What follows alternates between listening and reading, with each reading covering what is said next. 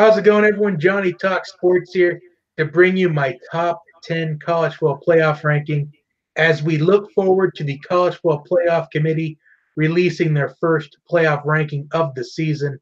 And joining me tonight is Global Sports Commentator. How are you doing tonight, man? I'm doing good, doing good. A lot of good college football action. Really excited to see what the committee decides to do. Um, but like we've been talking about before we went live, it should be very interesting going down the stretch, especially getting into November. Yes, and we actually had a great talk. I mean, I feel like we talked for like over 15 minutes before we hit the record button, and it was a lot of good quality information. Absolutely, absolutely, 100%. So I decided that we should just start off with top tens, but I have the top 10 on the board right behind me. But if you want to get out your top 10 first, like we can go through yours first since you're the guest of the show tonight. Yeah, I mean, sure, we can go through mine. Mine is basically similar to yours with a few minor little tweaks. I got Washington State at number 10. I got Ohio State at number 9. I got UCF staying put at number 8. Oklahoma number 7. Georgia 6. Michigan 5. LSU 4. Clemson 3. Oh no, I'm sorry. Clemson number 2. Notre Dame number 3, and number 1 obviously Alabama. So out of your top 10, Johnny, who do you think is gonna eventually pick up another loss and get knocked out of college football playoff contention? Well, I did address this with you before we went live, but for those that are watching, I'm not sure if you guys remember the video, but I did say in one of them this week, I wasn't sure which one it was, but I did say that I think Notre Dame is going to lose at some point this season. I feel like they're the Miami of this season, the one that starts off really high. Maybe people aren't necessarily sold on them yet, but they'll eventually drop a game. And I think that's just going to happen to Notre Dame this year. It could be next week against Northwestern because Northwestern, they just beat Wisconsin today and they compete with Michigan very well. Northwestern has seemed to really come together ever since their 1-2 start. Yeah, Northwestern is really looking good. A quality win today over Wisconsin. I was very impressed by that. And like you were saying, yeah, Notre Dame could lose, but I just think that the team for me that is really that a lot of people are sold on right now, that are having a lot of belief in right now. I think Michigan could be in trouble because they got a couple of games. They got Penn State coming up, which I think is going to be a pretty tough game. But if they get through that, they still got to meet up against Ohio State. And we all know the track record. Jim Harbaugh, Michigan, they still have not beaten Ohio State, and it's going to be on the road. So I mean, that's going to really tell me if Jim Harbaugh and the Wolverines are capable of having a real shot at finally exercising their demons and getting into the college football playoff. Yeah, I thought Michigan could definitely be in trouble too because a lot of people thought Texas could be back and they could kind of make the playoff, but until they lost tonight to Oklahoma State. But I feel like a lot of these teams right here control their own destiny. Like you've got Alabama that controls their own destiny. Notre Dame controls their own destiny. Clemson, LSU, Michigan, Georgia, Oklahoma. They're controlling their own destiny. We talked to UCF needs a miracle for them to get into the college football playoff. They need a lot of different things to happen. Which we and just like last year, I just don't think that the committee want to see UCF in a college football playoff.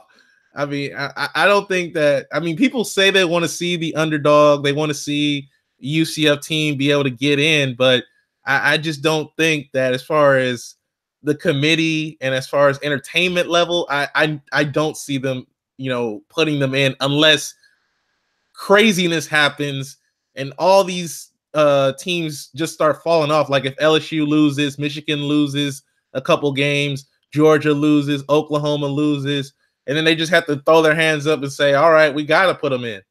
So, because I definitely feel like the committee doesn't want to put in a group of 5 team because they're worried about ratings and exactly. I completely agree with you.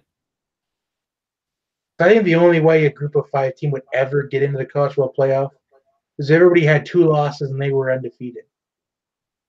Yeah, or if they decide to expand it later on, but I mean that's another conversation for another day. Well, I could probably give about a 45-second snippet of it. I mean, being the college football fanatic that I am and the college football aficionado that I am, I feel like it's going to be extended at some point because if you look at this, is the 5th season that they're doing the system. The first year they had controversy. The second year, it was kind of straightforward. We were just waiting on the order. Third year, it was kind of straightforward. We were just settling on the order, but Penn State made a late push. And last year we had some controversy as well. So if this 5th year, it's almost like the golden year for this system. It's the 5th year they're doing it. If there's a big controversy, is there going to be talks of expanding it to maybe 6 teams? Because I've kind of been talking about this idea for a while now. Is it should be 6 teams, have 3 versus 6 and 4 versus 5, play wild card games or play-in games on like December 22nd, December 23rd. You also could have the factor of everybody is for like the past I think ever since the playoff has been started, Alabama has been in the playoff every single year, right? Yes, and they've almost been number one every time except for last year, of course. Yeah, that's very true. And so with Alabama, I think they've won 3 college football, like 3 or 2 college football playoff. I think it's been 2. Yeah, they won 2 so far. Looking like they're going to win 3 if anybody's able to stop them. But I think they're just going to want to maybe expand it out just to make it a lot tougher, a lot more competitive, at least appearing that way, because the consensus is that everybody is thinking that Alabama is just going to win. They just want to see how it happens. Like, because there have been talks that is Alabama killing college football right now, because right now they have Tua Tagovailoa, Heisman Trophy candidate. They have the best team in college football. They're blowing teams out before they even get to halftime. And it doesn't even seem like the rest of the SEC, the quote unquote best conference in college football, can touch these guys. And so they might want to I can see the committee maybe doing that idea to expand it, only to make it a little bit more difficult, a little bit more frustrating, a little bit more tougher for Nick Saban and the Crimson Tide. I can definitely see that happening. I wasn't really sure what it was, but I think I read somewhere that this is the current system still under contract till a certain year. Yeah. I think we're still under this current system until like either like 2020 or 2022, something like that. Because Nick Saban and Dabo Swinney, Urban Meyer, they could still be coaching, but I got a feeling that if Ohio State does lose to Michigan this year, I think Urban Meyer might be out because that could be kind of the omen for him to just hang it up. That could be. That could very well be, because I mean, you look at his previous history, especially when he kind of left Florida. He kind of got out of Dodge when things kind of started to go off the wagon and kind of head downhill. He kind of got out of there before things really got bad, and he didn't really try to stick around and try to stick it out while things were kind of really like Florida was still in the conversation for championships when Urban Meyer was there. But when he left, they had that long period where they were, looking really bad and not even like in the top 10 for a while. So if Ohio State does lose to Michigan, that question has to be put out there. And there's also been questions about Urban Meyer's health. He's had I think he had one game where he kind of fell out or passed out on the sidelines. So all that could come into play. And does he want to still deal with the media and stuff like that? So if it's a thing about where he passed out once, I don't know if that'd be enough for us to ask the question. Because I remember a couple years ago, the Minnesota head coach at the time, Jerry Kill, he passed out like for half the season one time. Oh yeah, that is true. But I was just pointing out, like saying, like being the head coach of Ohio State, a school that expects to every single year to be in the championship conversation. I'm wondering about how much of a toll is that taking on him. How much of a toll is the whole the national media coverage that happened in the off season? How much is that still taking a toll on him? Things of that nature. Maybe if another scandal takes place at Ohio State, maybe that could maybe just be the nail in the coffin. But I don't know. I mean, Ohio State right now, if they lose to Michigan, that very well could be the moment in time where, yeah, it will be Harbaugh's first ever win against Ohio State and Urban Meyer, but at the same time, it could be the turning point where Michigan all of a sudden becomes that team that you got to go through in the Big Ten. And kind of just to about 30 seconds, we can move on to the next things. I think we're heading to about 10 minutes, and I kind of promised we'd only take about 20 to 30 minutes the most. But it's going to be interesting to see, like, if they expand it to maybe 6 or 8 teams, or they change the criteria where you have to win a conference championship to automatically get in, and you got to white out the at-larges. It's going to be interesting to see how, like, coaches like Nick Saban, Dabo Swinney, how they adapt to it, and how new coaches could adapt to it. Very true. Very true. Very true. Which a lot of the times, those kind of Labor Day weekend openers, they could be a huge difference in somebody being in and out. Yeah, those neutral site games at the beginning of the season, yeah, those could be the turning points. And that's kind of where I had my rankings at, because just to kind of quickly go through mine, even though people have kind of seen mine for the last 10 minutes, I couldn't decide on who to put at number 10 between Kentucky or Ohio State, because something tells me the committee is kind of debating on that 10th team.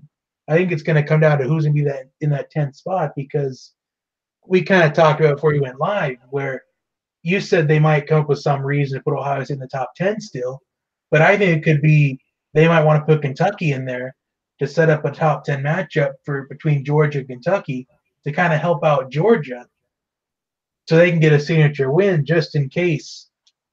Because I remember last year we had a potential 2-loss team getting in Auburn, and if Georgia could happen to drop a game, bringing in a convincing win over Kentucky could boost up a resume compared to a 1-loss Notre Dame team. True, very true. I think the biggest thing for Notre Dame is they've had some pretty signature wins this season, but they've also had some potential upsets, like their game against Pittsburgh. I thought they probably should have lost that game, but it was ugly. It was an ugly win, but they were able to pull it out. And you even had Clemson against Syracuse. They could have lost that game easily. Trevor Lawrence was out. Him too in week 2. In fact, I will say this: they should have actually lost that game. The officials screwed that up. The ball didn't go out of the end zone. It went out of bounds and to the left. Yeah, but I mean, in a sense, I think the committee is telling us that we value quality wins over ranked opponents, and we also like if you can get some blowouts against really good teams, that definitely increases your resume. Because the big thing that worries me with Ohio State is, even though if they beat Michigan and if they went out, if they what if they lose the Big Ten championship? Would they still get in? Would they not be in? I feel like if it came down to a 1-loss Notre Dame team and a 2-loss Big Ten championship team, I feel like they put Ohio State in for the ratings purposes, especially if it came down to Bama at 1 and facing off against number 4 between Notre Dame or Ohio State. They might want to play Ohio State because the last time Notre Dame and Alabama played was actually a very ugly game, and that was Very the true. championship. Very true. Very true. Like 49-14. Right. And I think it all comes down to like you had the situation with last year where Alabama were on the fringes and they weren't playing the final week of the season, kind of watching and seeing if they were going to be able to get in. But the difference was that Ohio State had that very bad loss against Iowa where they just got blown out. So if you're getting blown out, uh that doesn't look good. And when I see Ohio State lose a game like they did against Purdue, that just really hurts their resume. And that's the only thing that if you're an OSU fan, you got to be thinking about in the back of your mind is, man, had we lost a close game to Purdue, yeah, that would have been bad, but at least it would have been, something to be like, okay, we fought back into the game, kind of like Penn State, and we just lost by a field goal or something like that. That would be way different than you just getting demolished from the beginning of the game to the end of the game. Kind of like how it was for Iowa, but I don't think it was the fact that they lost to Iowa. I think it was the fact they had 2 losses. I think that was the huge difference in that. Well, I mean, I think right now what we're going to see as far as the initial ranking is kind of what we both have right now: Bama, Notre Dame, Clemson, LSU in whatever order. I got Bama and Clemson at 1 and 2. You got Bama and Notre Dame, but I think that's probably going to be the And I've initial. got to explain that real quickly, if you don't Oh mind. yeah, go ahead. I think this will be very valuable. It's going to make a lot of sense, and I've got the information to back it up. If you look at this top 4, we kind of know it's going to be those 4. We just don't know what order it's going to be in. They're probably going to flip Notre Dame or Clemson around. It could be either one of them. But Notre Dame at number 2, the reason why I have them the second best team, I feel they got the best win out of everybody right now in the top 10, is that huge win against Michigan on opening weekend. They got the best win out of everyone right now by beating Right. a team right in the top 5. And the reason why I have LSU at number 4 instead of someone like maybe Michigan is because I think they have a couple of great wins, kind of like what we talked about earlier. The neutral site game against Miami, and they went out against Auburn on the road, and they beat Georgia pretty badly. They've got the second best win out of everybody. And what people kind of really take out of consideration and they want to mislead themselves with is they want to find the games when they play them that day misleading, which that was the excuse of the anti-SEC last year when Alabama beat Florida State when they were number 3 that night. And they didn't want Alabama in because they didn't find the win any significance because Florida State finished the season 6-6. But if you really think about it, the reason why they went 6-6 was because the quarterback went down for the season. Oh yeah. He got injured for the season. Yeah.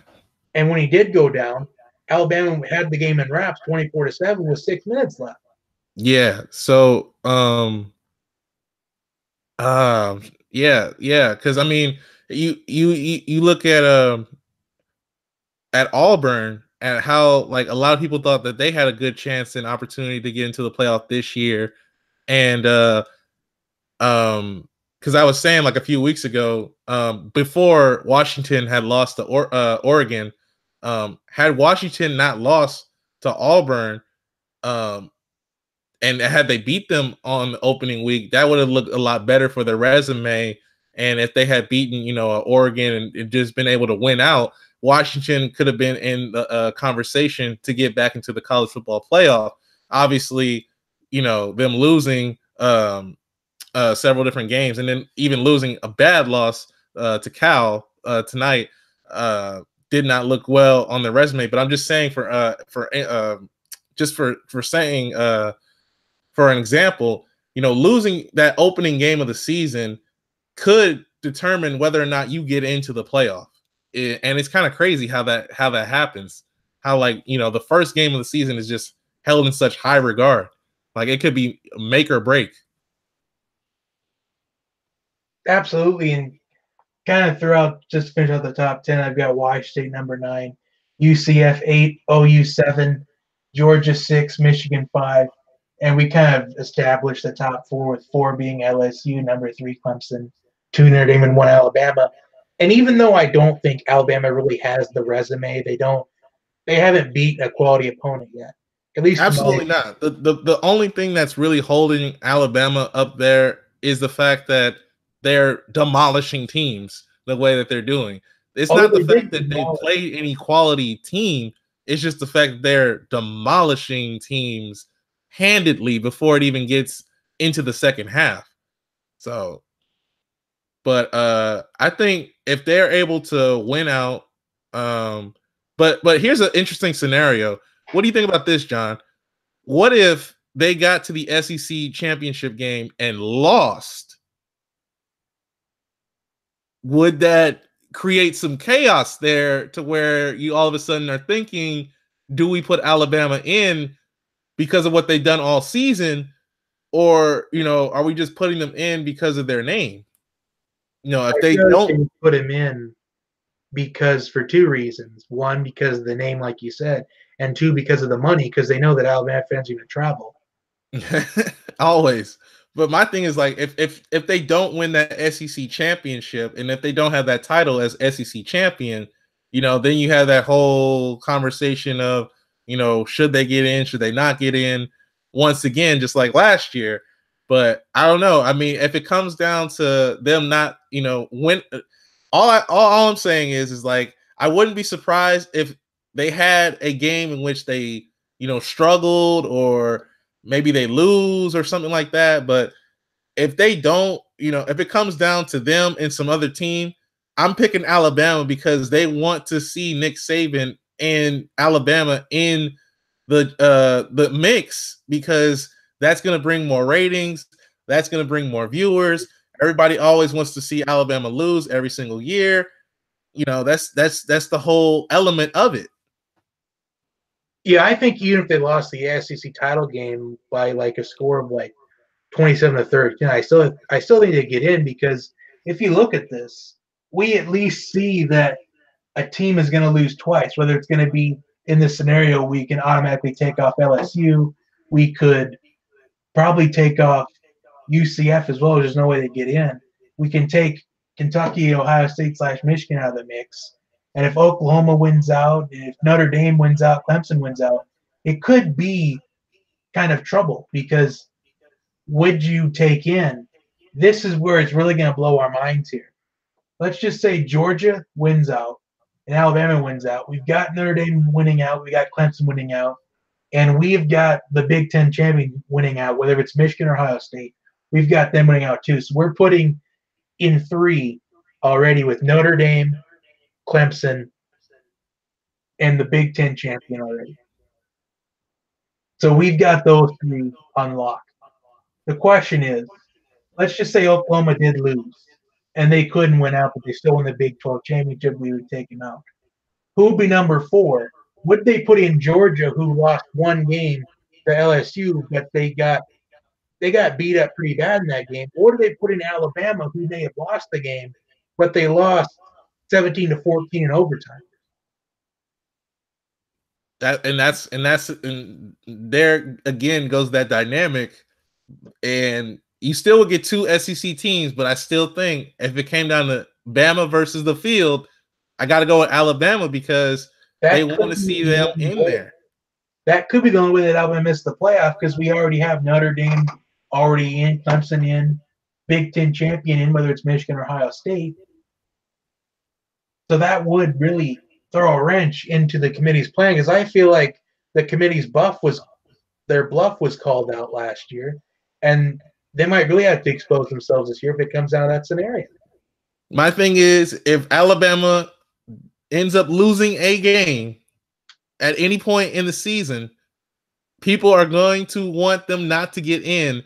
And if they still get in, people are going to be begging and hoping that they are going to be shouting that this is rigged, this is rigged, this is rigged. I can't believe that they let them in again. But my thing is like they're going to put Alabama in because of Nick Saban and because of the big name that is Alabama. Whether you like it or not, they're going to go and put them into the playoff if they only have one loss on their resume. Exactly. And I think Alabama would have to lose twice for them to be knocked out. They'd have to lose to LSU and probably Yeah, to LSU and Auburn to get exactly. Exactly. They would need 2 losses in order to not make it. That's the only way I see that happening. because it was established last year kind of that way. At least from a consistent standpoint, you would hope that that's what the committee would go based on. But I mean, again, it just seems like they find another reason every year to put Alabama into the playoff. I'm not a hater of Alabama. I'm just pointing out that it just seems like coincidentally they always put Alabama into that mix and find some reason to put them in over a team that might have a better strength of schedule, might have a better resume, whatever the case may be. But as if it's Alabama versus anybody, they're going to want to find some reason, unless they have 2 losses, they're going to find some reason to justify them being put in if they lose a game at any point in the season. Yeah, especially if it's going to be by like 3 points to LSU. Like, let's just say it's kind of a reenactment of, I believe the year was 2011. Or Yeah, when they lost the field goals. Yeah, yeah. When they lost that game in field goals. Yeah, the battle of the field goals, what I like to say. Yeah, could very well be. But it should be interesting. I mean, and by the way, like everybody always freaks out when that first ranking comes in on Tuesday. Don't freak out. Don't get crazy. It's the first ranking. Chill out. There's still a long way to go. Yeah, you got to say it loud to the people in the back because you know they ain't going to be hearing it because they're the haters in the back. No, I'm just saying because it's like there's still several weeks left until the season is over, and anything can happen.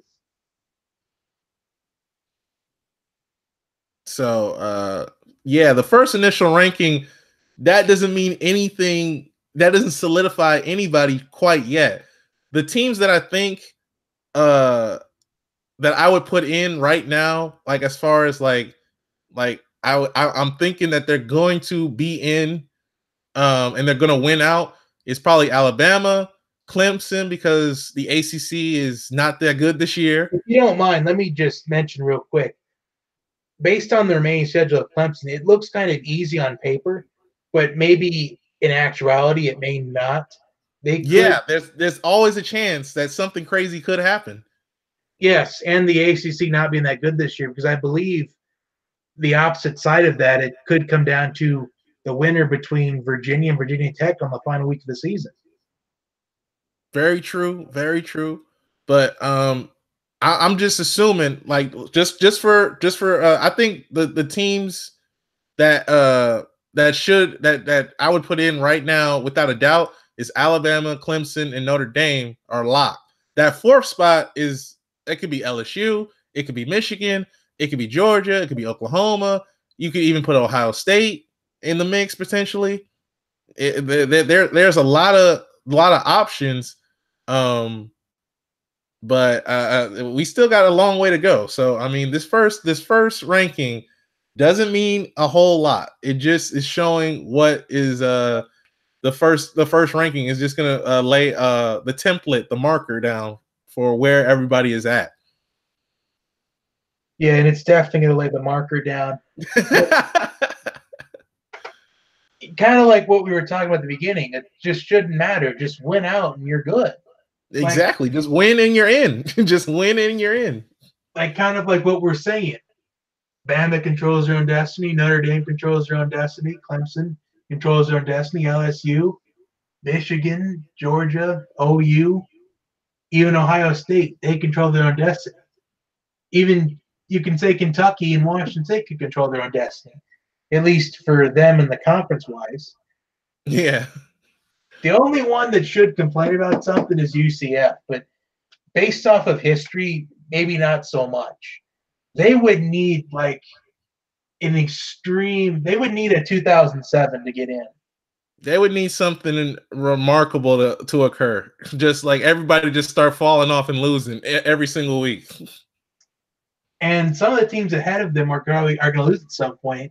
whether it's LSU or Alabama next week. But we've established that Alabama is going to beat LSU, right? You've kind of established that.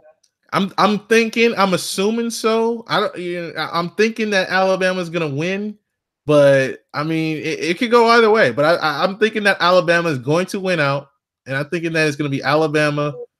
I think the only team that I feel like a lot of people are getting a little bit too excited about, like I said, is that Michigan and Ohio State. I think Ohio State, when they lost to Purdue, I was thinking like, well, that's it, they're out. But they still have a chance to get in. They just got to win out, like you said. If they win out, then they're in. But yeah, man. I mean, the rankings are coming out on Tuesday. It should be very interesting. I can't wait to see what the committee is going to decide. But yeah, let's if you want to open it up for comments, and questions or whatever.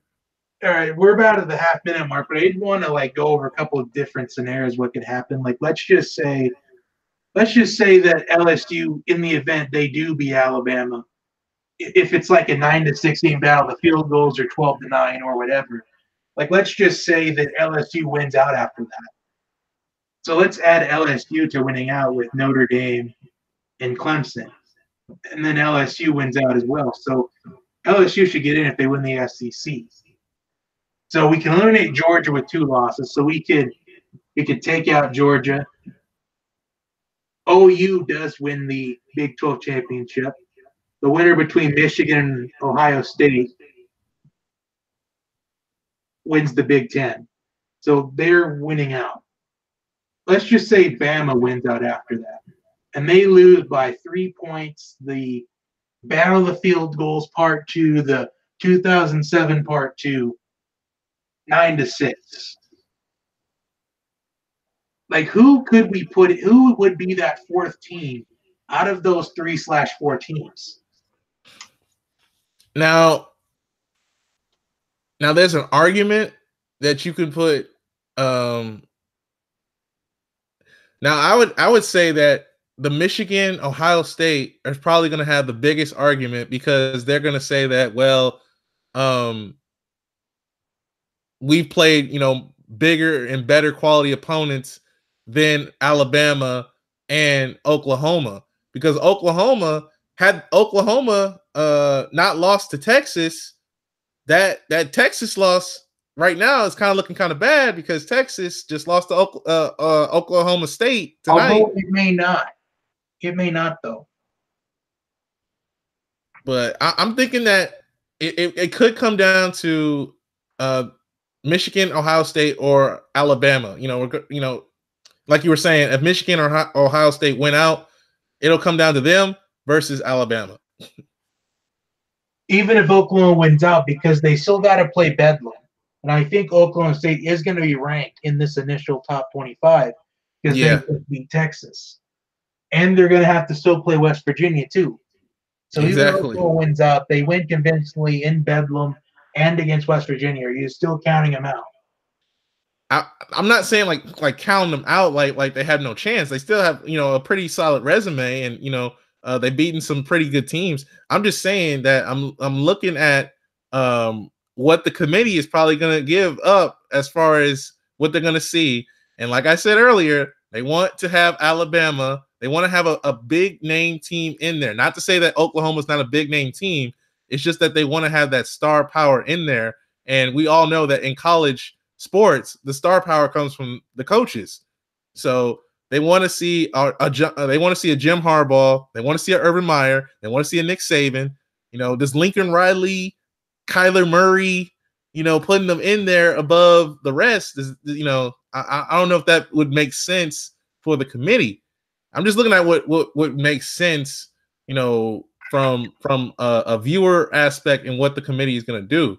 So that's why I would say whoever wins out of the Big Ten versus Alabama, I think that's what it's going to come to that again. And I wouldn't be surprised if they went with Alabama.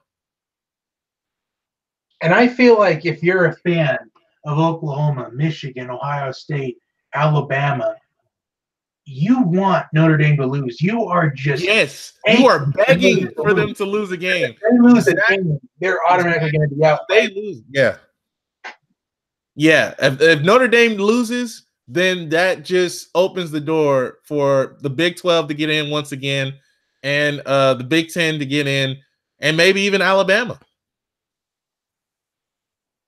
All right, let me just think of one more real quick, because there's about hundreds of different scenarios for this. Absolutely. I'm trying to think of the best ones right now. We could be here all night doing it.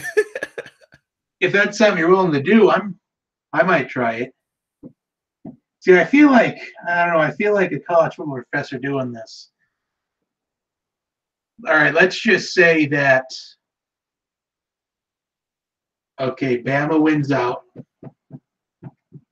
Clemson wins out. Notre Dame doesn't win out, so they're going to automatically be out. So we would eliminate LSU at this point. We would eliminate Georgia. We would eliminate Kentucky. And we still got, let's just say, the Big Ten champion.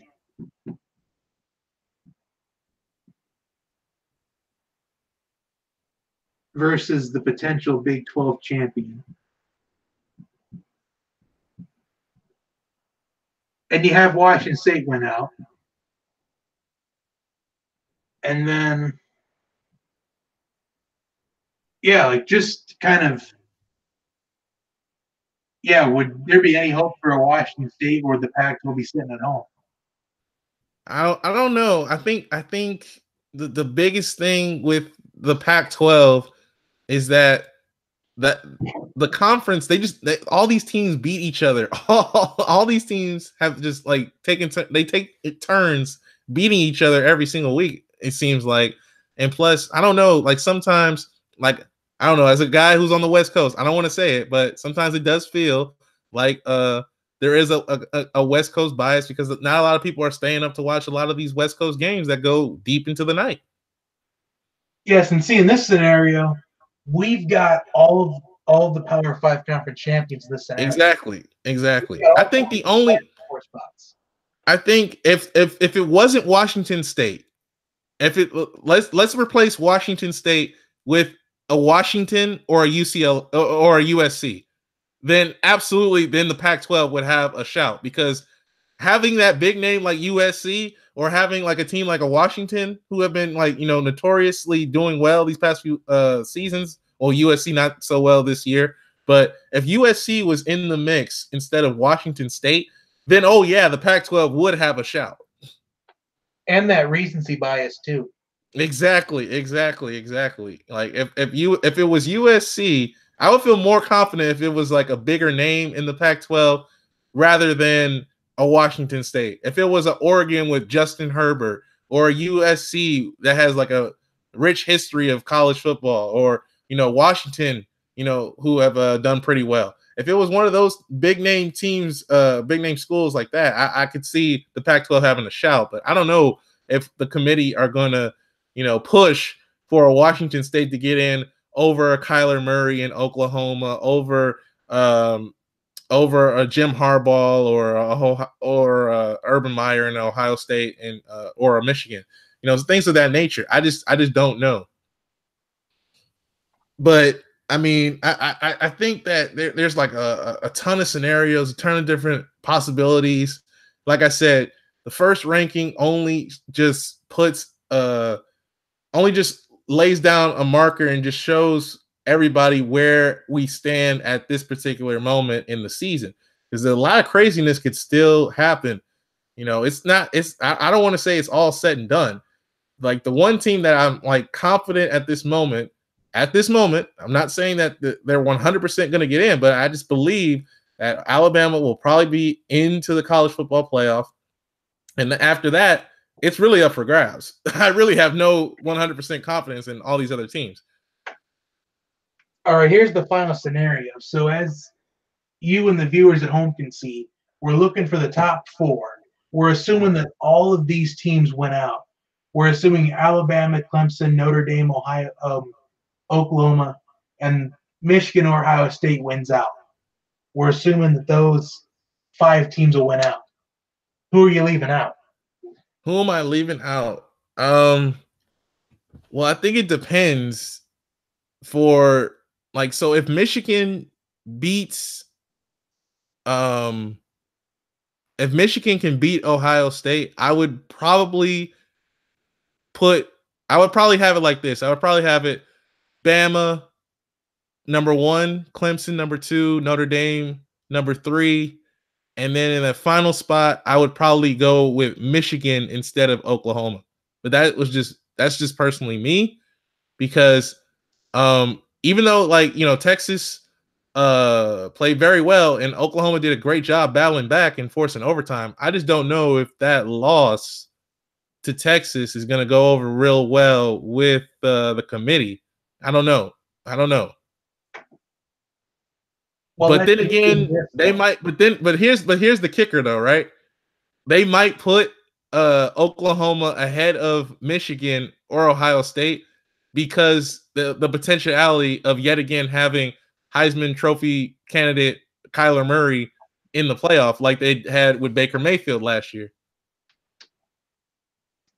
I feel like this is going to be the bigger kicker. Let's assume that these three teams are going to stay unbeaten, and you're looking for the one-loss team out of Oklahoma or the winner between a Michigan and Ohio State. We're assuming is going to win the Big Ten championship. Right. Could it depend on which one it is based on what their losses are? Because OU's one loss would be a 3-point loss to Texas, even though they really grinded it out. Right. That's what I was saying. Like well, yeah, that's true. Like if it's OU and Michigan, it will probably more so lean towards Oklahoma, I think.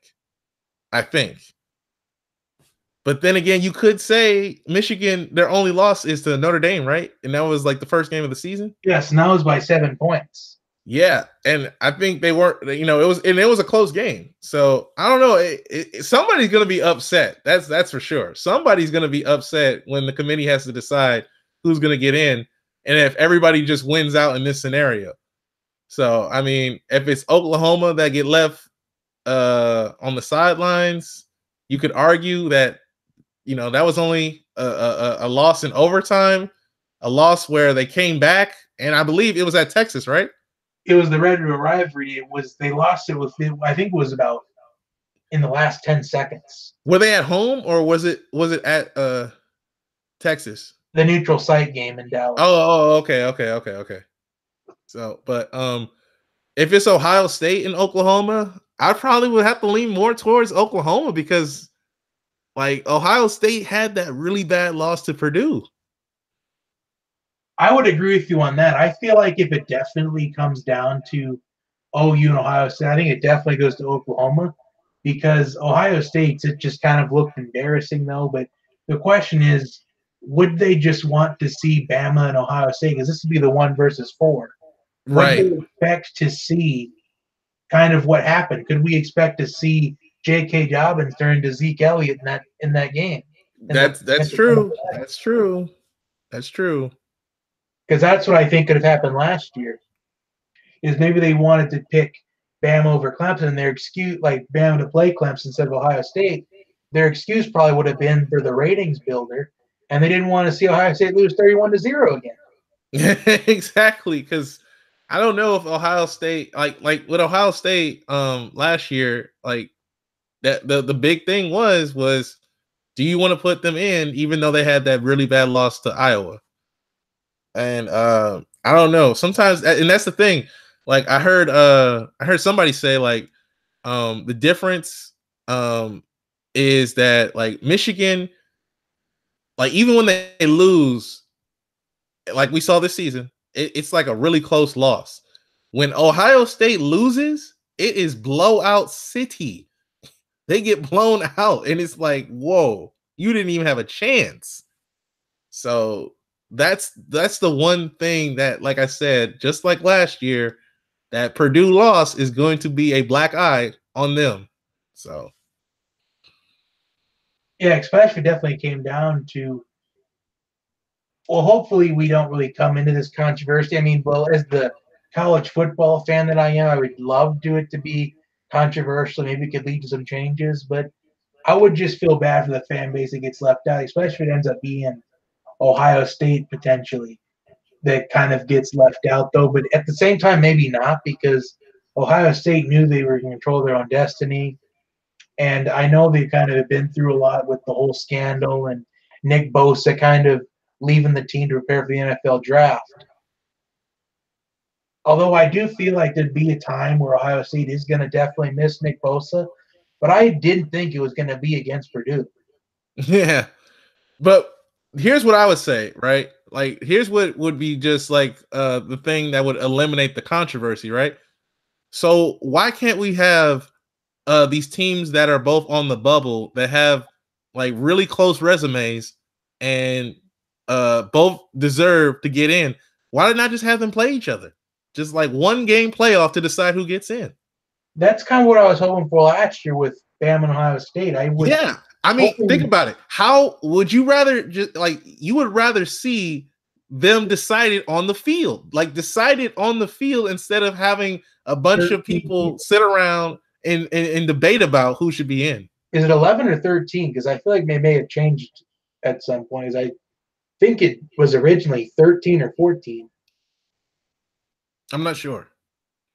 I don't know. Something tells me like I think Frank Beamer's one of them, and I'm not sure, but I'm just saying, like, if you had them decided on the field, think about the ratings you would get. Think about the you wouldn't have to guess. You wouldn't have to guess. You would just be like, oh, well, since this team won, they're in. Right. And if I was the leader of that conversation, and let's just assume that they decided by the time all the conference games ended, so about 11:30 p.m. Eastern time, all the way to noon Eastern time, they had the 12 hours to decide it, and they're stuck at 11:57.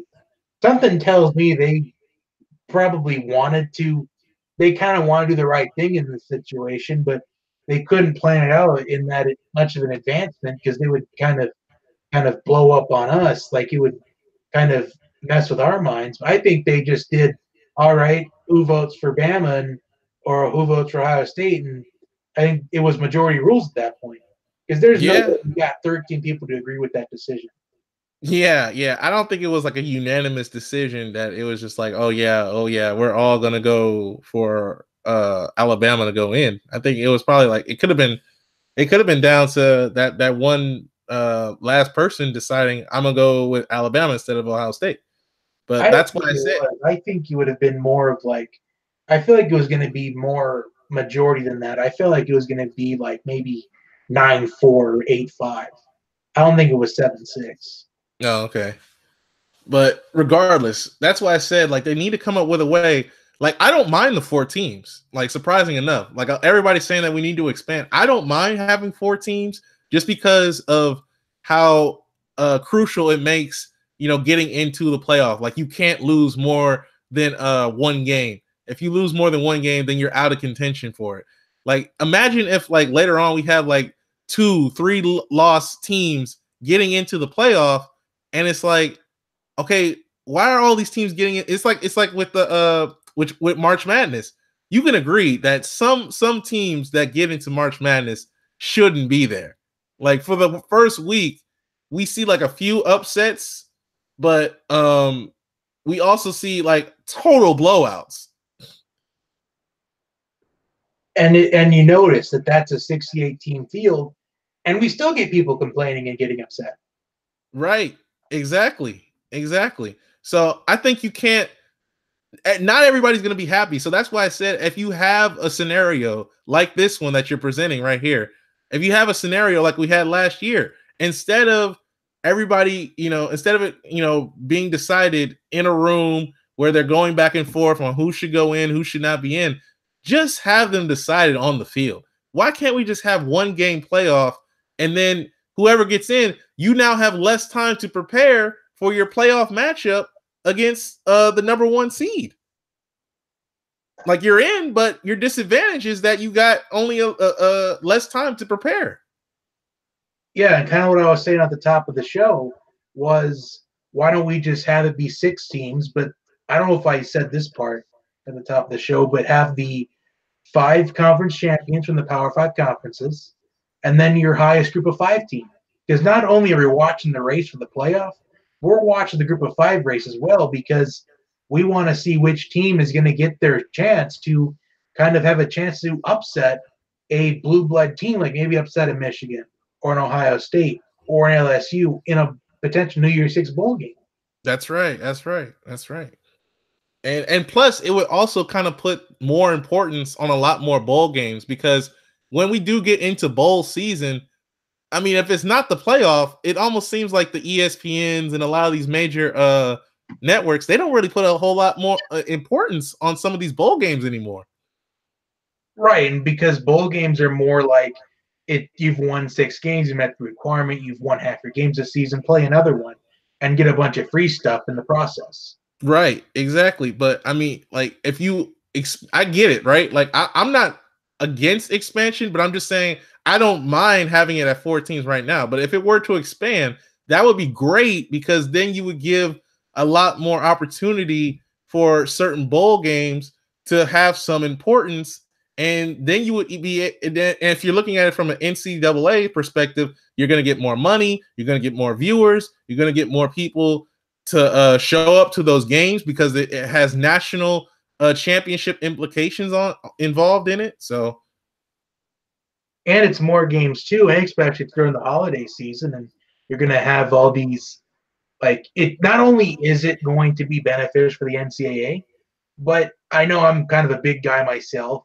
It's also going to benefit all of the food places, like yeah, Pizza Hut and stuff like that. Yeah, exactly, man, exactly, 100%. Somebody had to say it. It had to be me.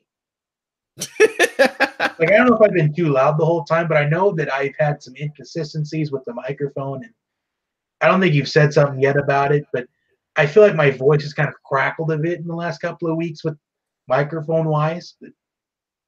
Oh, like, no, you're good. You're good. Are there any problems yet with that? Nah, you're good. You're good.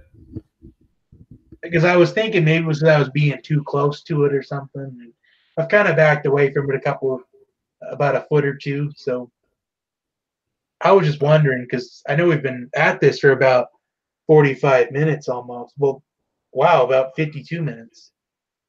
So we can. Okay, who do you think is going to win the Heisman?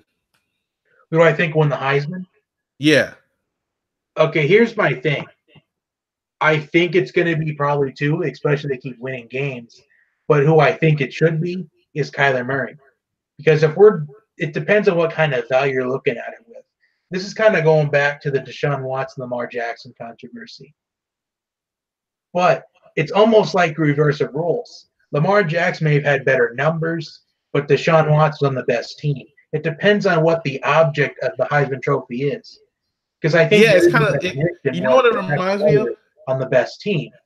And if you're looking at that scenario, then sure, it could be Tua. But if you're looking at it as a numbers wise thing, then you would have to give it to Kyler Murray. Yeah, and it kind of reminds me of like MVP for the NBA because a lot of times you think like the MVP should go to a guy that's on one of the best teams in the league that's that's also having a good season, but is the leader or the catalyst or the main guy that has them as one of the best teams in the league. So I had no problem with James Harden winning it.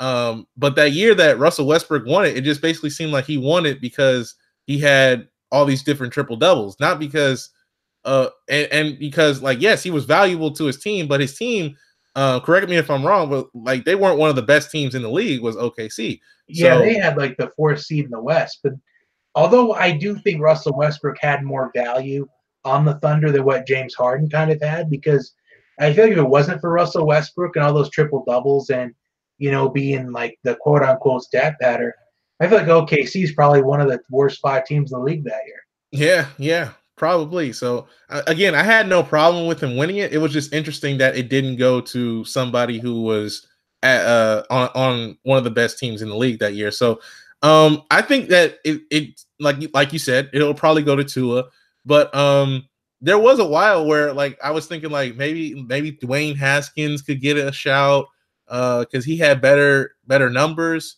And Ohio State was still undefeated at the time. But yeah, like you said, I mean, Kyler Murray, where would Oklahoma be without Kyler Murray? That's an interesting thing to point out. Like, where would they really be without him? Because would they have the same offense? Would Lincoln Riley be able to, still be successful if they didn't have a good quarterback? And I feel like definitely when Kyler Murray leaves, whether it's going to be this year for the Major League Baseball or if he finishes out his college career, I feel like he's going to be tested at that point because could it just be that Baker Mayfield and Kyler Murray was the focal point of an Oklahoma offense? Well, I mean, it's interesting that you bring that up because a lot of time, like I was thinking, like Oklahoma were going to struggle because Baker Mayfield was not going to be there. But then you bring in a guy like Kyler Murray, so maybe he'll just be able to find another Kyler Murray, Baker Mayfield type of player. So So once Kyler Murray leaves, that's the first thing that Lincoln Riley's got to do. He's actually got to recruit now. Because I actually was having a conversation with somebody on Twitter. Let me actually shout out his username because I really want to give him credit for this conversation. It's at Lenny Friggin Leo or something. I'll put probably the handle in the comment section. But we really discussed that the only thing that really held Kyler Murray back at Texas A&M was Kevin Sumlin. And being an A&M fan myself, I really examined that. Like, he really held him back. It just seemed like he called too many conservative plays when Kyler Murray was at the quarterback position. But yeah, like you were saying, it's gonna come down. Like I think that Tua is probably gonna win it. But would I be shocked if Kyler Murray was able to, like if he just went off like in the last few weeks of the season, and especially if he went off in the well, the voting will already be decided, by then. But I don't know. I think that Tua probably already sealed it up, and it's probably already, Tua Tagovailoa's to lose at this point. But basically, I think that it's going to go to Tua. But like you said, Kyler Murray, like, yeah, that guy's been amazing this year. And he actually did mention this point. People underestimate how good Alabama is offensively. It's better than Oklahoma's offense, to be honest. But I felt like it's just because people want to see Alabama succeed. I feel like you either want Alabama to succeed or you want them to fail miserably. Well, that's true. And you can even say, like, and the proof is in the pudding because all those years we saw Jalen Hurts. I mean, not we seen Jalen Hurts run the Alabama offense, and we've seen Alabama have scrub quarterbacks, and offensively they'll still be fine. So, having Tua there, it's like, did it change things? Yeah, because he's a better passer and he could scramble outside the pocket. But as far as like, he hasn't played in like the fourth quarter, so that's why his numbers. Like, imagine if he would be playing in some of these fourth quarters, or imagine if he would play like every single minute, every single offensive down for Alabama as quarterback. His numbers could be ridiculous right now. Although I do really want to try and reverse roles here. What if we put Kyler Murray on Alabama and we put wow. That is a good argument. That is a great argument. I don't know if, because then again, you have to get into would both of those teams still be able to, function? Because I mean, if I think Lincoln Riley is a great offensive genius. So I think Tua probably would be doing the same thing that you see him doing. It would just be a matter of, I think Kyler Murray would be doing this. I think they could both be doing the same thing if they were both on, different school, playing for the opposite school. And here's what you were saying before we get into comments and stuff. Yeah, but like you were saying though, Kyler Murray is playing well and probably playing well enough to get the Heisman. But I think that Tua, if because it's Alabama and the way that he's played, I think it's gonna go to Tua. I think it just feels like it's, and I'm just thinking about like the voting itself, and the fact that it is Alabama and he's in the SEC playing against, you know, a lot of better defenses, and Kyler Murray is playing in the Big 12, a conference that isn't really known for its defense. So that could be something that, you know, maybe holds him back a little bit. And also, we're in a unique situation because Alabama isn't necessarily known for quarterback play. I mean, Yeah. let's look at Alabama quarterbacks in like the last decade. Like, how many of them are NFL starters right now? Exactly. I don't think there's any.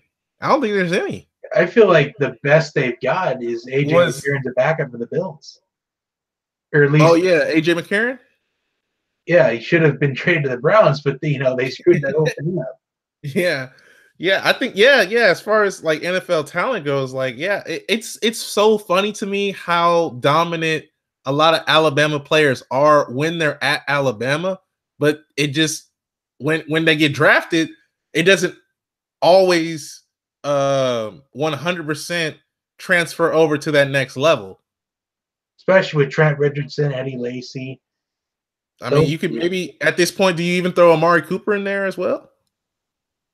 I feel like you could because he hasn't been. He's kind of been up and down a little bit. As what we were hoping for, especially with him being drafted 4th overall. I mean, who were some wide receivers that were in his draft class? Off the top of my head, I can't think of who it was, but he was supposed to be the guy. It's completely fine because I can't remember either. But yeah, let's get into some of the comments. All right. Well, let me just quickly say though, 10 seconds though. I feel like the Heisman Trophy should be awarded at the end of the bowl season. Yeah, like that could be. I agree with that too. That could definitely affect who wins it each and every year.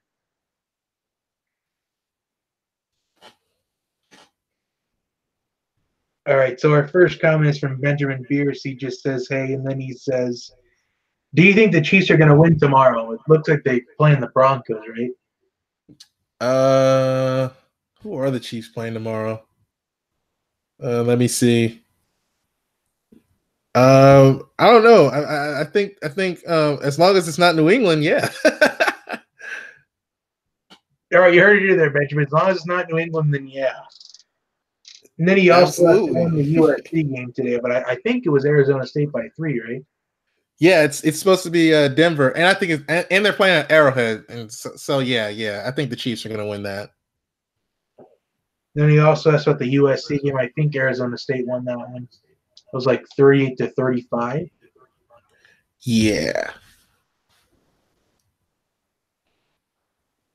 See, we got some guy, like I'm not going to say his name. He just keeps harassing me for some reason. I'm just not going to acknowledge him. And then Alexander Moises says, "Great breakdown," which I appreciate that, Alexander. I mean, it's gone on like twice as long as what I anticipated originally. I mean, once you get going on a subject, you just can't really stop. Yeah, man. Yeah. It's kind of crazy with college football right now because the setup of it right now feels like it's Alabama versus the field, and do you take the field or Alabama for who's going to win a national championship? Right now, I would lean towards it's going to be Alabama going back to back, but I wouldn't sleep on them maybe slipping up heading to this November stage. But yeah, it's really interesting. Yeah, and I also mentioned that like in my first year of doing this, which I'm not sure what the plan is for me next year. I'm just not really sure about it. Maybe I'm going to cut down on the maybe production I'm doing. But the first year that I did this, I said that I love college football in November because that's kind of the boiling point of the season, because that's when a lot of teams go down. That's when a lot of teams face the pressure of knowing that you're so close, but you've got to get through this door and that one. And you probably get stuck at door 2 or 3. Yeah, I remember there was a year where I forget if it had to be 2 years ago, I think. Yeah, I think it was 2 seasons ago. You had Washington, Michigan, and Clemson all lose on the same weekend. Yes. 2, 3, and 4. Yes, and I was like, wow, that was crazy. But I think Washington still got in, and Clemson still got in. So, and Michigan's second loss was probably the big difference in that yeah, scenario, I think, yeah, because they yeah, eventually lost to Ohio State, and they had that loss to Iowa too. yeah. So that second loss was the big difference in that scenario. Absolutely, absolutely. All right, we got a couple interesting ones from. Looks like I'm not gonna. Zach Holtzefeld. He says Michigan will win the national championship if the offensive line progresses at the rate they are now. Michigan's offense will almost be as good as their defense. Yeah, that's been the big thing. With like you're only as strong as your O line, right? Like in football in general, you're only as strong as your defense and offensive line. So if you have a solid O line and a solid D line, you can really make some noise. The thing that scares me though with Michigan, and I know people might disagree, but the thing that scares me though is if they beat Ohio State, right, and if they get into the playoffs, right, then it's kind of like, okay, we're finally here.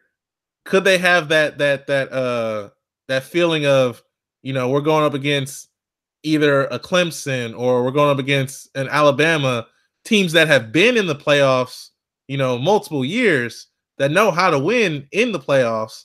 Maybe they could have that jitter vibe to them, and maybe they just don't show up. So that's the only thing that worries me with Michigan is I just don't feel like this team they've been playing well. I just don't feel 100% that this team is going to be able to when they face that adversity. I don't know if they're going to be able to overcome it.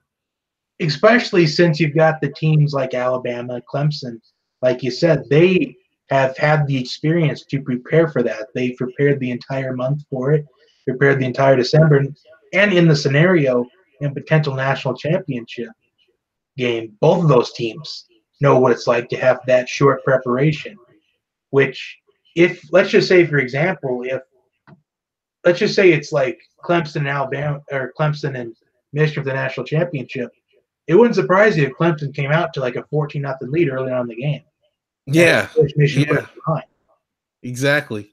And Michigan, don't get me wrong. Like if it was a 14-0 lead, I wouldn't immediately count Michigan out because those guys play hard. They're a very competitive team. It's just that I just don't have that full confidence in them because of their past history. They're like they're one of those teams that I'm just going off of their resume, not just fully off of this year, but in years past that they have when you think that they're gonna do something, then they disappoint you. So and that's something to keep in mind, especially if Michigan does lose again at some point. Let's just not and think of this as a huge waste of time. It's very productive. It's very productive just in case, like, because you never know. Once it hits November, you can see half these teams lose next week. yeah, because I mean, you could assume that they're gonna beat Penn State, but let's just say that Chase McSorley just has a crazy game like he did against Ohio State. I mean, would it be surprising if Penn State beat Michigan? I don't think it would, considering that Jim Harbaugh's track record against teams that matter, against the ranked teams like Michigan State, Penn State, Ohio State. It's not good. It's really almost unbearable to look at. And so far, he's beaten Michigan State. If he can beat Penn State, then the question will be, can you finally beat Urban Meyer and Ohio State? Because that will be that will finally tell me if they're ready to take that next step. Beat Ohio State and Urban Meyer. And an interesting thing I saw in preseason, it was a stream from JT Dangerously. He said in a stream that he thinks that if Michigan doesn't beat Ohio State, he thinks Jim Harbaugh could be on the hot seat, if not gone. That is an interesting thing that But could right happen. But now, I would say it's probably less than a 10% chance. I would say yeah, just Jim Harbaugh because the money you look at the money that they that they give with them, and the media loves Jim Harbaugh. Like the media really loves Jim Harbaugh. Like they love this guy. They love him. Like even though that they give him on the hard questions on media day when the season first starts, or they grill him, for his record against Ohio State. They love that guy. They love that guy. The media loves Jim Harbaugh just because the guy's been to a Super Bowl. The guy knows what it takes to win on both levels of the game. They love him. They love him. So it would take something really drastic for Michigan to fire Jim Harbaugh, I think. Like if there was like a scandal or something that came out. And then even then, I wouldn't be surprised if he still stayed on as head coach. Yeah, I feel like it would take kind of a big scandal like him maybe doing something criminal. Because think about it, this is his alma mater. It's his dream job. Exactly. Coaches right now are at or just a couple of them that are at their dream jobs. Scott Frost in Nebraska and Jim Harbaugh at Michigan. Exactly. So, like I said, it would take something real drastic to get rid of him because he's been winning. He's been winning. It's just when he plays against really good teams or teams that have been in past years really good, like the Michigan States, like the Penn States, or like the Ohio States, he's just come up short. So, and this could kind of be the year where it lines up together because you have the best quarterback that Michigan's had since Chad Henne. Yeah, I mean, they have a really good offensive line. They have a really good defense, and they're just like I said, they're just really competitive. They play hard, and even when they lose, like the only loss of the season was to Notre Dame, and it was by a touchdown. Like we were talking about before we started filming. Like Michigan, on paper, had they not lost that game to Notre Dame, like a lot of people would be ready to put them in the national championship. All right, and we've got two more from Zach. I think these are it. He says the first one says, imagine if Alabama actually played more than 2 to 3 good games a season. Their schedule is trash. That's the only reason Tua doesn't play in the fourth quarter. LSU is going to beat Alabama next Saturday. He's already bookmarking it. Well, hey, call your shot. If you don't, you got to believe. You got to call the upset before it happens. So, shout out to Zach, man. But I wouldn't be surprised.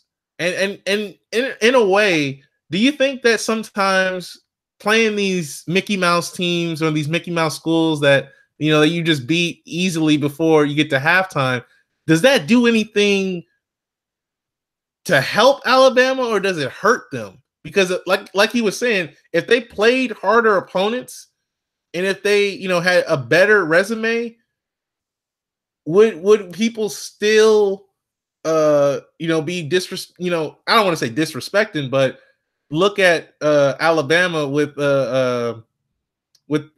some kind of dismay? Because if Alabama played a harder schedule, I think a lot of people would have a lot more respect for them and kind of look at them like, oh yeah, absolutely. This team is by far the best team in college football. And that's not to say that they're not. It's just that when you see them playing teams that have no business playing against them, and it's like, well, why are you scheduling these games? But then you see Ohio State or Notre Dame or LSU, playing really tough opponents early on in the season or throughout the course of their season, have better strength of schedules. It's almost like you ask the committee, what are we supposed to do here? We get no reward for playing these good opponents? And that is one of the things that people don't like about Alabama. They say that, oh, they play like McNeese State when they could schedule a Big Ten opponent like maybe a Michigan or an Ohio State or even or a Wisconsin. Penn State, or if you or Wisconsin. Maybe not even like a big name like that. You could like maybe schedule like a Wisconsin or or a Northwestern. I would take that. Wouldn't you take that? Especially with what Northwestern's done in seasons past, absolutely. Because there's the saying, any given Saturday. Yeah, true.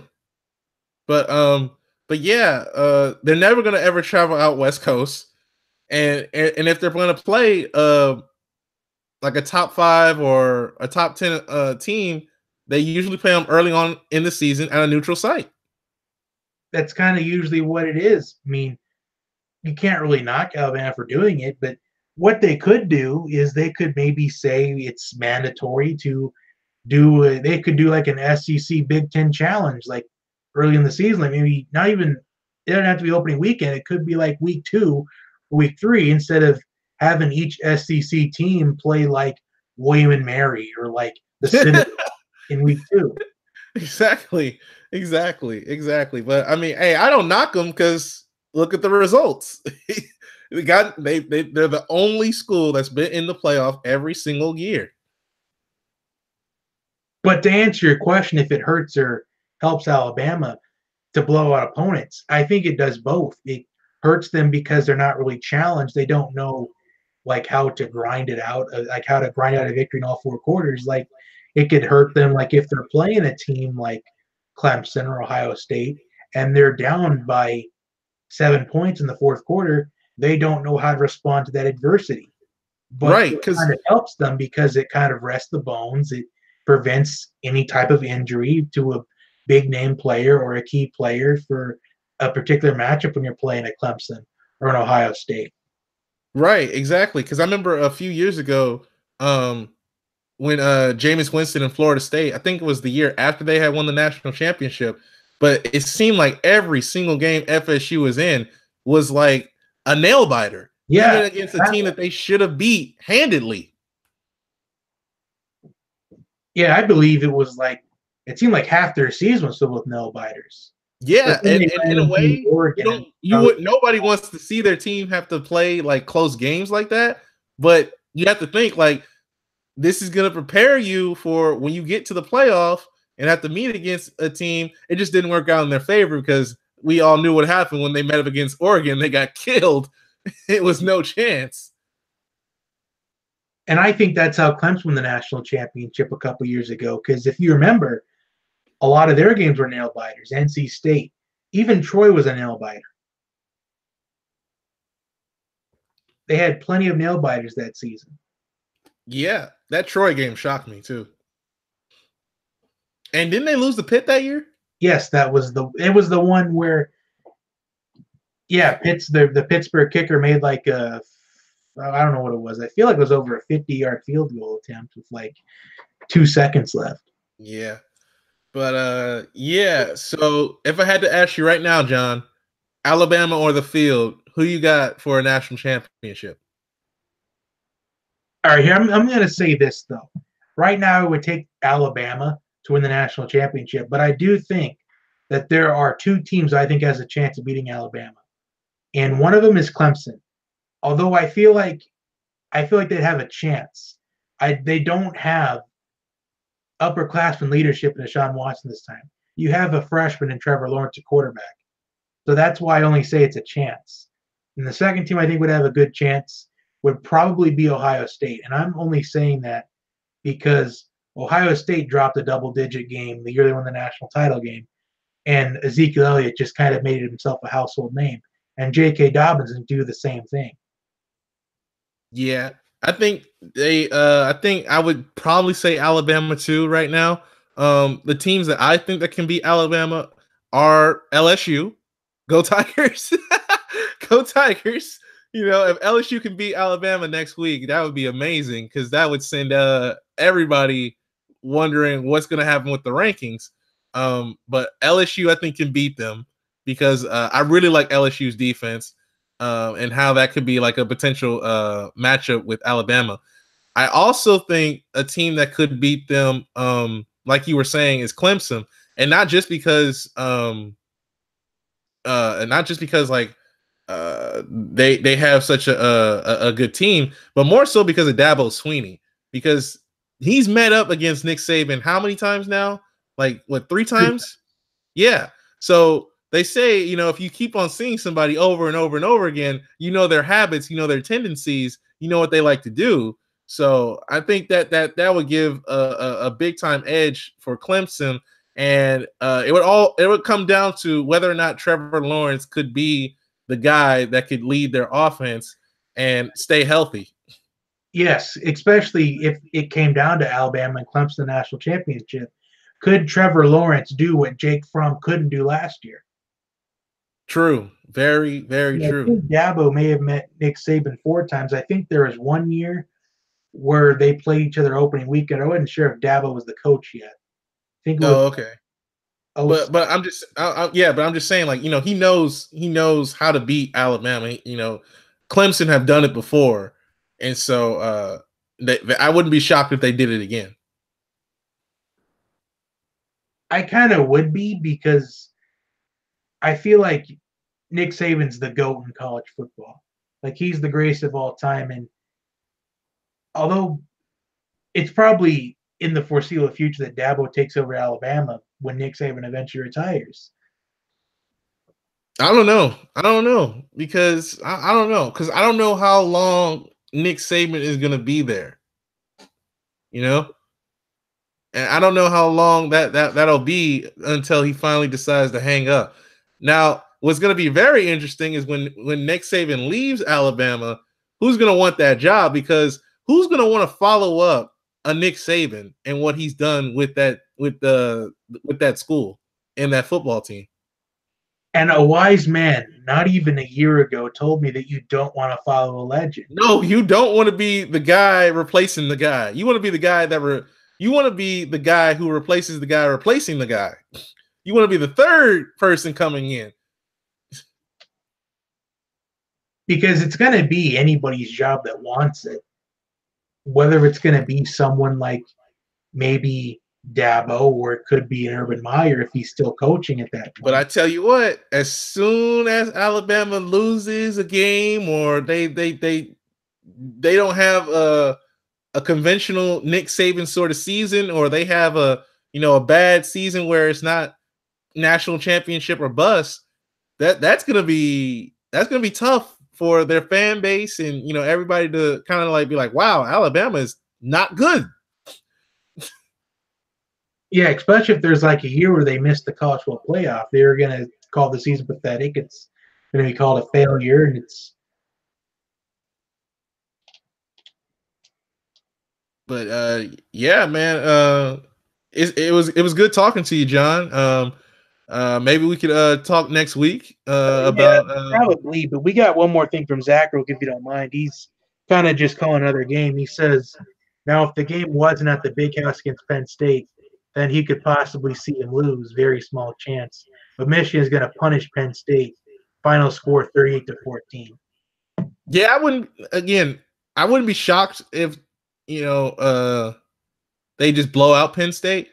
But again, my only thing is if they allow Chase McSorley to go off like he did against Ohio State, that guy can cause you problems.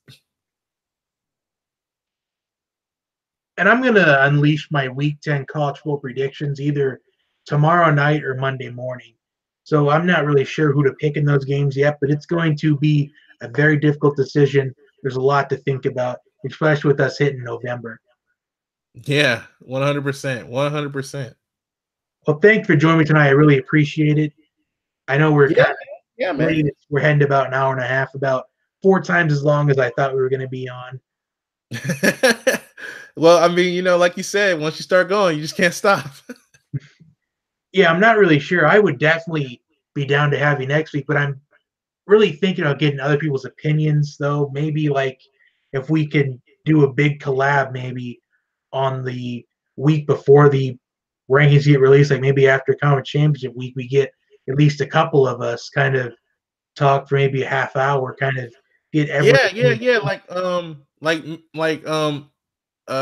Like before the final ranking comes out, maybe we can all have like a live stream together and like just let me know, man. Just let me know what you want to do.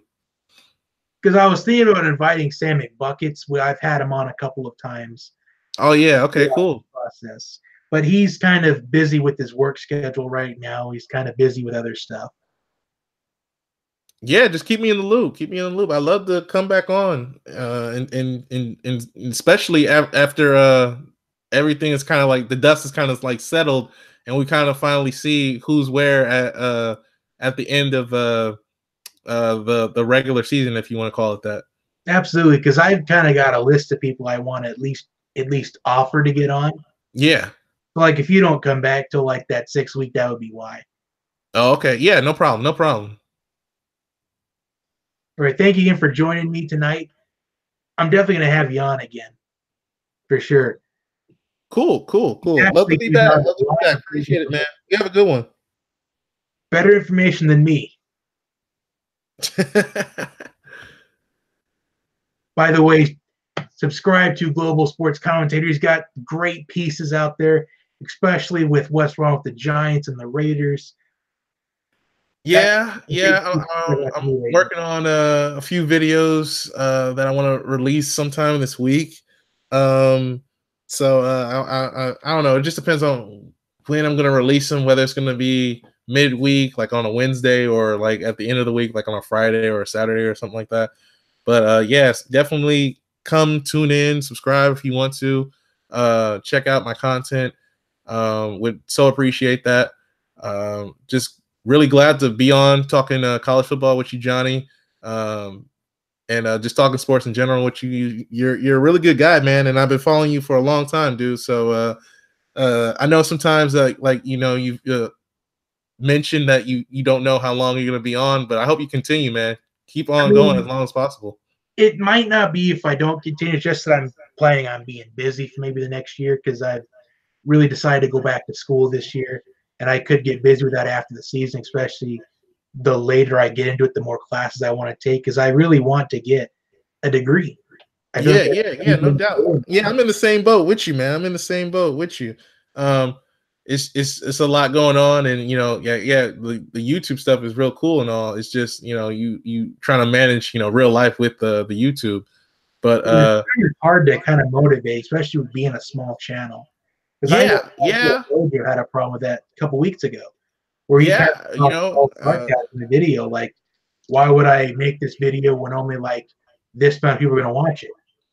yeah, but my thing is like I I have those thoughts sometimes too, but I just try to like think about trying to make real good quality content. And if people come, people come. If people don't, people don't. But I just want to make good, consistent content for whoever is if it's one person, if it's two people, whatever. But I just want to be able to make something that that I can post and say like, wow, I was really good. I was really proud of that video, even if I don't have the statistics to back it up that it did well. I know that all of my content going forward is good, and regardless of who says it's not. And you've got a better profile picture than I do. You got a better background than I do. You got a Oh better. no, man. I mean, it's just I'm just trying to change some certain things. Like I don't even think that you think it's good, but I don't know. It all depends. Like I said, YouTube is a crazy thing. Like sometimes I'll look at somebody's videos and I'll be wondering like sometimes you don't know what's gonna get views. Sometimes like a video that you expect to do well doesn't do well. A video that you don't expect to do well just all of a sudden is like getting views left, right, and center. You don't know. So YouTube, I think, is just it's real cool to like interact with other people, especially people that might have different opinions or different thoughts than you do, and give you new perspectives on things that you never really thought about. But like I said, I just want to make really good content, consistent, and be able to produce stuff that I know is good. And regardless of anybody thinks that it's good or not, I know it's good. And this is what I feel is good to put out there. So that's what I want to do. And one more thing, though, to add to that, I think timing could be everything too. Especially Right, if exactly. it happens, like when LeBron signed with the Lakers, I was 2 hours, 2 or 3 hours behind on it, and my views were probably maybe 50% less than what maybe another one's was. That's very true. That's very true. Like I don't know, when it comes to me, since I got a lot going on, like I don't like YouTube is great, like for me, but like there was a while where YouTube was all I was thinking about. Like I wasn't thinking about, anything else. I was just like, oh, I gotta get a video. I gotta do I gotta do this. I gotta do it. Nothing else matters. I just gotta do YouTube. So I was just like, stressing, but that really wasn't doing, good for me. So basically I was like, I gotta do better at making sure that the content is good, whether or not it takes me uh like a few seconds or a few hours or a day or a week or 2 3 weeks, whatever. I want to make sure that it's good before, like quality over quantity, basically. Like that's what I'm going for. I'm going for a consistent level of good quality that I think is good versus just trying to pump out videos, as many videos as possible and hoping that they get views, because I don't think that's something that's going to work out. And that could be my problem too, is I maybe try to put them out too fast or maybe do it. No. I mean, it all depends. That's my thing. Like, that's what I'm trying to figure out for myself. Like, I want to just focus on getting good content out there. I'm not knocking anybody that's trying to like post as many videos as possible. Like that's good for whoever is able to do that. If you're able to do that, do that. It's just I want to make sure that I have good content, that I can post it consistently. And there's several things that I want to do. Like I want to start a podcast. Like I want to start a podcast at some point. I want to maybe like take some segments from my the podcast and put them on YouTube. There's a lot that I want to do, but I had to figure things out and I had to map things out and figure out a plan for it. But yeah, good talking to you, man. Good talking to you, man. Stay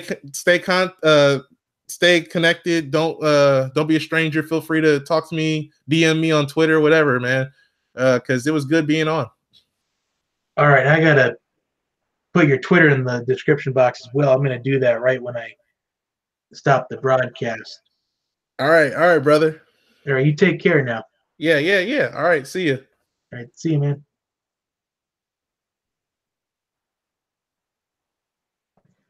And that will do it for my first college football playoff ranking preview of the season. Like, share, subscribe, share with your friends and family. I will see you next time. Once again, thank you to Global Sports Commentator for joining me this evening. It was a nice long hour and a half. A lot of great quality information was given out tonight. And it's going to be an interesting last 6 weeks of the college football season. We got about 5 or 6 more of these. So it's going to be something to look forward to. And I will see you next time.